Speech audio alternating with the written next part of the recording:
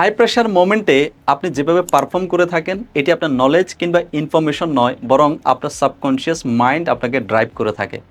আর যতক্ষণ পর্যন্ত আপনি আপনার সাবকনশিয়াস মাইন্ডকে রিপ্রোগ্রাম না করবেন, ততক্ষণ আপনি আপনার যে স্ট্রেস, অ্যাংজাইটি, ওভার থিঙ্কিং কিংবা ফ্রাস্ট্রেশনের প্যাটার্নে আপনি ফেসে আছেন, অথবা প্রতিনিয়ত আপনি অ্যাংজাইটি ফিল করছেন নিজেকে নিয়ে, আপনি ততক্ষণ পর্যন্ত এই ধরনের প্যাটার্নকে পার্মানেন্টলি হিল করতে পারবেন না।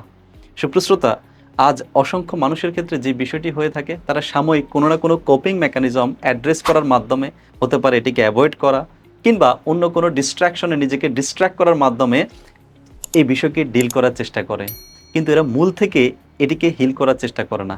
আর যতক্ষণ পর্যন্ত আপনি এটিকে মূল থেকে হিল না করবেন, ততক্ষণ পর্যন্ত আপনি এই ধরনের সাবকনশিয়াস লুপ বা প্যাটার্ন থেকে বের হয়ে আসতে পারবেন না। আর আপনি যদি রিয়েলি আপনার এই ধরনের প্যাটার্নকে হিল করতে চান, then type heal in the comment box.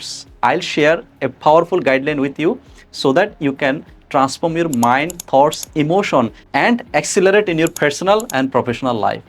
Just type in the comment box heal.